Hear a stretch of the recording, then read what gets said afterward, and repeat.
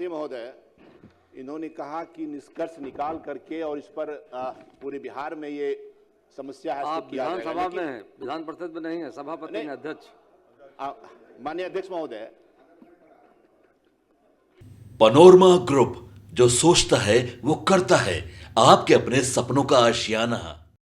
BJP विधायक की अध्यक्ष ने ली चुटकी। न्यूज फॉर नेशन पर आपका स्वागत है और मैं हूं आपके साथ प्रार्थना। देखिए, बिहार विधानमंडल का बजट सत्र चल रहा है और आज भी सदन में जहां एक तरफ खूब हंगामा हुआ तो वहीं दूसरी ओर अध्यक्ष ने भी बीजेपी विधायक की चुटकी ली। दरअसल बात करें तो बीजेपी के विधायक है जो कि बेगूसराय के तेघरा के विधायक रजनीश कुमार की हम बात कर रहे हैं। देखिए, रजनीश कुमार जो है वो लगातार विधान परिषद रह चुके हैं, लेकिन पहली बार वो विधानसभा के चुनाव जीत करके विधायक बने हैं और ऐसे में जब वो सवालों के जवाब के लिए खड़े हुए थे तो उन्होंने अध्यक्ष को ही संबोधन में सभापति कह दिया, जिसके बाद अध्यक्ष ने उनकी चुटकी ली और कहा कि यहाँ पर सभापति नहीं बल्कि अध्यक्ष कहिए, क्योंकि ये विधान परिषद नहीं विधानसभा है।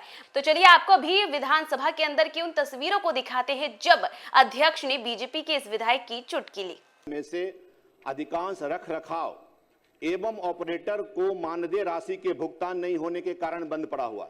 रख रखाव के विषय पर कोई उत्तर नहीं है और जहां तक ऑपरेटर के मानदेय की राशि के भुगतान के सवाल पर जो इन्होंने कहा है महोदय, तो उसमें हम ये पूछना चाहते हैं माननीय मंत्री से कि पंप चालकों को पारिश्रमिक एवं विद्युत विपत्र के भुगतान का क्या यह एक मुश्त राशि दिया जाता है या इसे मासिक स्तर पर दिया जाता है महोदय? माननीय मंत्री पहले ये बताएं। माननीय मंत्री।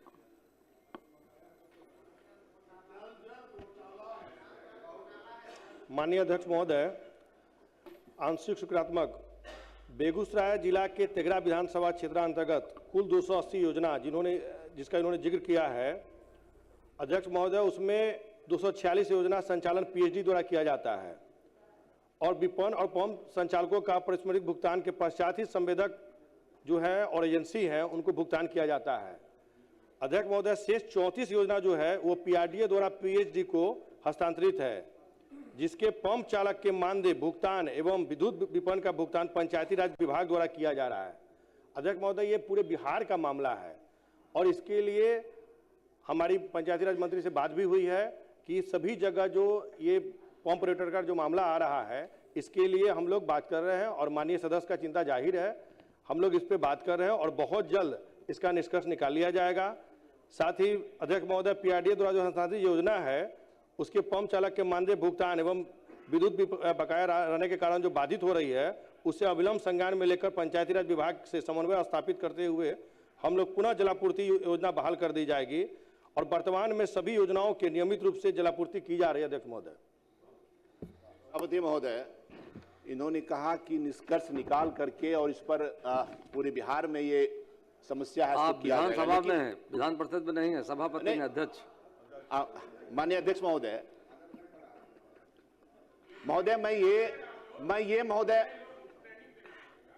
मैं ये जानना चाहता हूं, अभी माननीय मंत्री ने कहा कि पंप चालकों के पारिश्रमिक भुगतान के पश्चात ही संबंधित संवेदक और एजेंसी का भुगतान किया जाता है। तो महोदय, इसका मतलब ये है कि पंप चालक का पारिश्रमिक और विद्युत विपत्र का कोई भुगतान लंबित नहीं है और फिर उन्होंने कहा कि हम इसकी समीक्षा करवा करके इसको हम पूरा करना चाहते हैं। तो मैं ये कहना चाहता हूं महोदय, मैं अपने विधानसभा क्षेत्र में पूरे जिम्मेदारी के साथ कह रहा हूं कि आधे से अधिक नल जल योजना पूर्ण या आंशिक रूप से, मैं फिर कह रहा हूं कि उसमें रखरखाव के कारण कहीं पाइप टूट गया है, कहीं बंद पड़ा हुआ है, कहीं विद्युत विपत्र का भुगतान नहीं हो रहा है, कहीं ऑपरेटर को पैसा नहीं मिल रहा है। इसके कारण अध्यक्ष महोदय पूरा आधे से अधिक बंद है। और अंत में जो इन्होंने इनका उत्तर है महोदय, और इनका उत्तर है कि वर्तमान में सभी योजनाओं को नियमित रूप से जलापूर्ति की जा रही है। यह पूरी तरह से सदन को दिग्भ्रमित करने वाला उत्तर है महोदय। ऐसे पदाधिकारी पर कार्रवाई करनी चाहिए माननीय मंत्री को, क्योंकि ये माननीय मुख्यमंत्री जी का महत्वाकांक्षी योजना है, पेयजल से जुड़ा हुआ समस्या है। अभी कुछ देर पहले सदन में यह विषय आया भी था महोदय, और मैं ये कह रहा हूं कि इस दो कारण से मुख्यतः बंद है। एक तो रखरखाव का विषय है, कोई उत्तर नहीं इस पर दिया गया है माननीय मंत्री के द्वारा, और जो भुगतान लंबित है, यहां तक कि विद्युत विपत्र का भुगतान भी लंबित है, ऑपरेटर का भुगतान लंबित है, और यह कमोबेश ठीक कहा कि शायद बिहार में, लेकिन मैं तो अपने विधानसभा क्षेत्र में पूरी समीक्षा करके कह रहा हूं। तो इसको सभापति अध्यक्ष महोदय, इसको माननीय मंत्री पूरी तत्परता के साथ लें और हमारे क्षेत्र में तो कम से कम जल्दी करवा दें इसको चालू। माननीय मंत्री। अध्यक्ष महोदय, माननीय सदस्य के द्वारा जो कहा गया है, हम बताना चाहेंगे कि हमने पहले ही कहा है कि इसमें दोनों विभाग के द्वारा पीएचडी और पंचायती राज के द्वारा जितने भी अनुरक्षक हैं उसमें पहले ये पंचायती राज के जिम्मे था और उसका मेंटेनेंस भी पंचायती राज विभाग कर रही है। तो जहां भी इस प्रकार की समस्या आ रही है, इसको हमने पहले ही जवाब में भी दिया है कि इसको अविलंब हम लोग कर लेते हैं और इसकी समीक्षा करके बहुत जल्द इसको हम लोग करवाने का काम करेंगे। पंचायती राज, ये पंचायती राज विभाग का विषय सिर्फ नहीं है, ये उत्तर में महोदय है कि 280 योजना में 246 योजना तो इन्हीं का है, पीएचडी का है, मात्र 34 योजना पंचायती राज का है। इसलिए इसका उत्तर पंचायती राज के माथे नहीं मढ़ा जा सकता है। माननीय मंत्री ने आश्वस्त किया है कि समीक्षा करने के बाद संबंधित विभागों को राय करके निश्चित तौर पर बकाया का भुगतान, बिजली का बिल का भुगतान और मेंटेनेंस अच्छा हो। ये बेगूसराय का है। श्री संदीप सौरभ, मान संदीप सौरभ जी, संदीप सौरभ जी, संदीप सौरभ जी,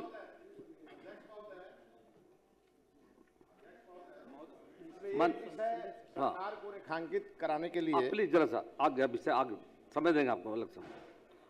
संदीप सौरभ जी। महोदय, जवाब तो अभी कुछ देर पहले हम लोग को मिला। ये बड़ा गंभीर सवाल है। दानापुर अनुमंडल में पहले था पालीगंज अनुमंडल, अलग हो गया। हमने बहुत सीधा सवाल किया था कि उसका सहकारिता विभाग जो है ARCS, ये अब तक अनुमंडल पालीगंज में क्यों नहीं शिफ्ट किया गया है, इसको शिफ्ट करना चाहिए था। सरकार ने सहायक निबंधक पद के लिए स्वीकृति दी थी 13/4/2018 को कि वहां पदाधिकारी बैठाए जाएंगे, लेकिन अभी तक गोल गोल पूरा जवाब आया है। और इसके चलते पालीगंज अनुमंडल के जितने सारे गांव हैं वहां के किसानों को सहकारिता से संबंधित किसी काम के लिए 50-60 किलोमीटर की दूरी तय करके उनको दानापुर आना पड़ता है। अगर पदाधिकारी वहां नहीं मिले तो फिर वापस जाइए, फिर आइए।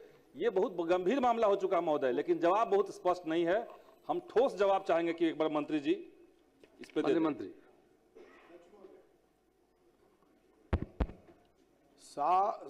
जवाब स्पष्ट है। अब उनको समझ में नहीं आ रहा है तो मैं समझा दे रहा हूं। और इनको नहीं, एक मिनट सुन लीजिए। माननीय सदस्य,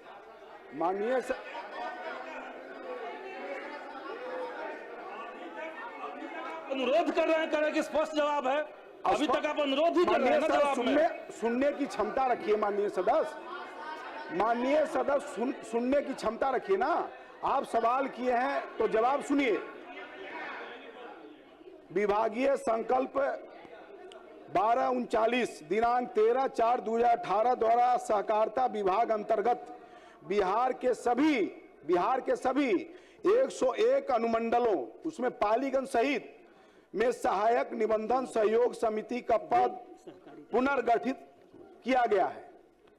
एक सुन लीजिए भाई, पूरी बात सुनिए। जिनमें से 54 सहायक निबंधन सहयोग समितियां कार्यालय पूर्व से कार्यशील है। पालीगंज सहित नव सृजित कुल 47 अनुमंडलों में सहायक निबंधक सहयोग समितियां के कार्यालय हेतु महालेखाकार बिहार पटना से निकासी एवं व्ययन का प्राधिकार पत्र प्राप्त नहीं होने के कारण एक कार्यालय वर्तमान में कार्यशील नहीं हो पाया। उक्त अनुमंडलों में कार्यालय स्थापित करने हेतु मंत्री परिषद के अनुमोदनों उपरांत इनके अधीनस्थ विभिन्न प्रकार के संवर्गों में पद सृजित करते हुए विभागीय पत्रांक 65-96 दिनांक 31/12/2025 द्वारा कार्यालय के गठन हेतु स्वीकृति प्रदान की गई है, जिसके आलोक में वित्त विभाग बिहार पटना के पत्रांक 554 दिनांक 15/1/2026 द्वारा महालेखाकार लेखा एवं हकदार बिहार पटना से इन नव सृजित कार्यालय के निकासी एवं व्ययन का प्राधिकार जैसे प्राप्त होगा वैसे वहां कार्यालय खुल दिया है। अब इसके बाद आपको और कैसा जवाब चाहिए माननीय सदस्य?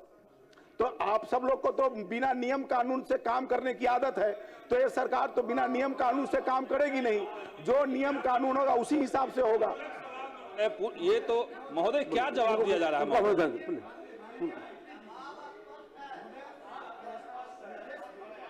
बड़ा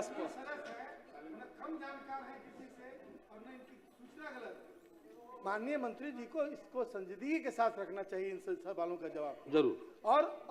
और ये माननीय विधायक की भी इज्जत और मर्यादा का सवाल है। सवाल अभी कई प्रश्न किए गए, सरकारी उत्तर जो आता है वो गलत भी आ रहा है, फिर भी उस पर स्टैंड लेना गलत है। माननीय सदस्यों की जो सूचना है या जानकारी है उसको संज्ञान में लेना चाहिए, वेरीफाई कर लीजिए। यदि गलत हो तो उस पर एक्शन नहीं होगा, लेकिन यदि गलत नहीं हो उनकी सूचना तो उसके आधार पर जो पदाधिकारी गलत जवाब दे रहे हैं उसको उस पर संज्ञान लेकर उस पर कार्रवाई, जरूर सरकार कार्रवाई करेगी। संदीप महोदय, हम तो बहुत सामान्य सी बात कह रहे थे। पद सृजन 2018 में होता है और आप कह रहे हैं कि जब हमने विधानसभा के अंदर प्रश्न लिख करके डाल दिया, जब विभाग को सूचना मिली उसके बाद 15/1/2026 को आप अनुरोध कर रहे हैं कि हमें निकास और वेतन का अपराधिकार दिया जाए, तो ये बात को गोल गोल घुमाना ही तो हुआ महोदय। जब 2018 से ये स्वीकृत पद था तो आपने क्यों नहीं भरा? ये ठोस बात आपको कहनी चाहिए थी। तो मंत्री जी जवाब देने के बजाय धमकी केवल दे रहे हैं। ऐसी बात इस भाषा में जवाब दिया जाता है महोदय? इस भाषा में जवाब देंगे मंत्री? ये कोई भाषा है जवाब देने का? सबसे जवाब दे रहे हैं अध्यक्ष महोदय, ये धमकी तो हम लोग नहीं दे सकते हैं। हो जाएगा हमको धमकी देने का तो इधर से कभी नहीं हो सकता है, लेकिन जो जवाब है वो जवाब जैसे महालेखाकार खत्म है, बिना महालेखाकार के अनुमति के नहीं हो सकता है। जैसे महालेखाकार की अनुमति आएगी, निकासी एवं व्ययन प्राधिकार का पत्र जैसे, आपको हम कहां करें कि आप क्वेश्चन गलत किए हैं? आपका क्वेश्चन जायज है, सही है, लेकिन जब तक महालेखाकार हम कहां गए कि जवाब गलत है? हमने कहा कि आंसर सही लिखा हुआ है, जैसे मिलेगा वैसे खोल दिया जाएगा। माननीय मंत्री प्रयास कीजिए जल्द हो जाए। कुमार सर्वजीत, श्री कुमार सर्वजीत।